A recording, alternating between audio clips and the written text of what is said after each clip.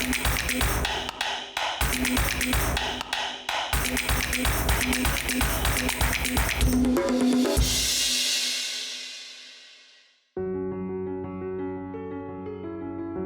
li Malta kisbet l-indipendenza fl-1964, xi kittiba żgħażagħ Maltin ma baqgħux jaraw is-siwi ta' kitbiet nazzjonalistiċi u bdew jesperimentaw bi stili ġodda ta' kitba.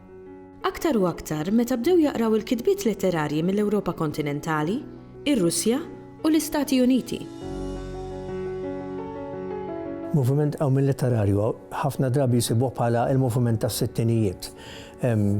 Id-differenza tiegħu kienet illi dak iż-żmien fis-sittinijiet il-gwerra kienet tiġa għaddiet, ġifieri mill-anzjani il-kittiba tal-ewwel li għadulhom ir-romantiċi bdew ħafna minnhom saru xjuħ u ħadna l-indipendenza hawnhekk da kollu qajjem ġifieri ferment ġdid fil-letteratura wkoll bħal l-istess kif ġara fl-arti. U aħna nsertajna konna żgħażagħ ta' dak iż-żmien.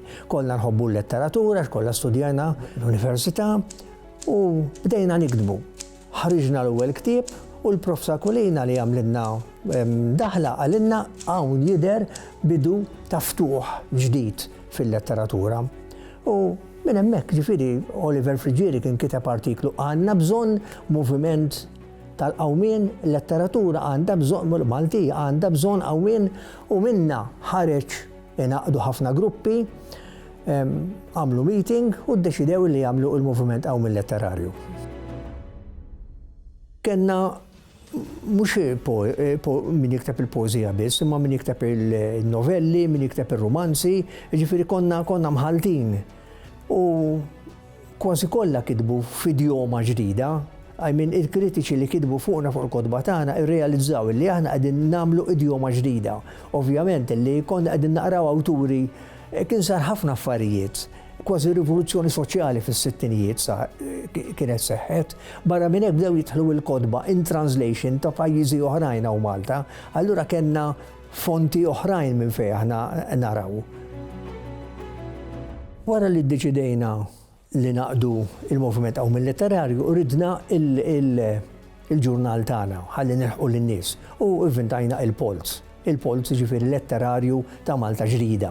Il-Polz baqa' għal ftit żmien sakemm imbagħad kien il-moviment ma komplix iżjed.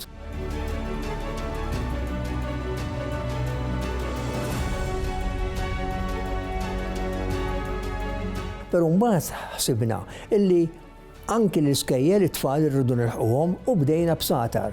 Satar kellna naħseb li l-aqwa ħaġa li qatta minna il-moviment. Għax Satar baqa' sejjer ġifieri għal fuq minn 40 sena, meta spiċċa l-moviment ħadu il-Malta Union of Teachers u kompla sa 4 snin ilu. B'kollox dam 40 sena.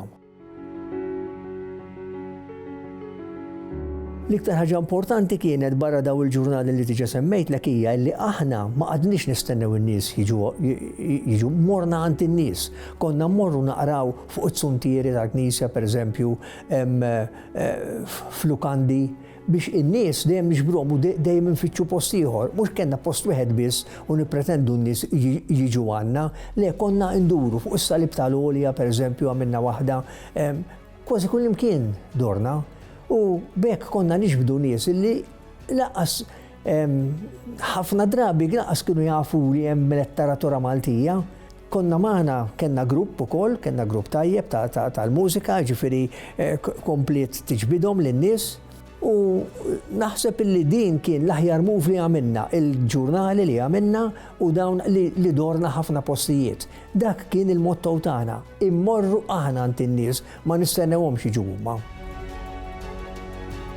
Fil-6-8 snin li għamilna nikdbu, organizzajna ħafna affarijiet, ħriġna kodba barra daw il-ġurnali, ħriġna anki kodba tal-letteratura aħna bħala moviment, ġifieri, naħseb għadhom jgħidu sal-lum fil-fatt. Min jistudja l-letteratura Maltija jirrealizza li l-moviment kien importanti ħafna biex jibbriġġja minn dawk l-anzjani li kienu ta' qabel il-gwerra u wara l-gwerra imma ngħidulhom ir-romantiċi.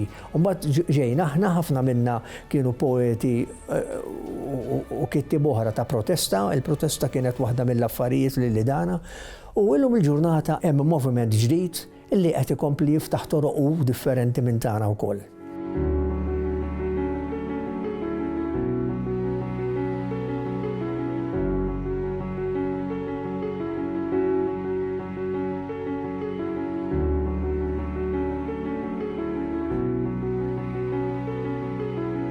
Il-Sinna jixtieq jirringrazzja lill-Kunsill Nazzjonali tal-Ilsien Malti, lid-Dipartiment tal-Malti fil-Fakultà tal-Arti l-Università, lill-Ministeru għall-Edukazzjoni u x-Xogħol u lill-Aġenzija Nazzjonali tal-Litteriżmu.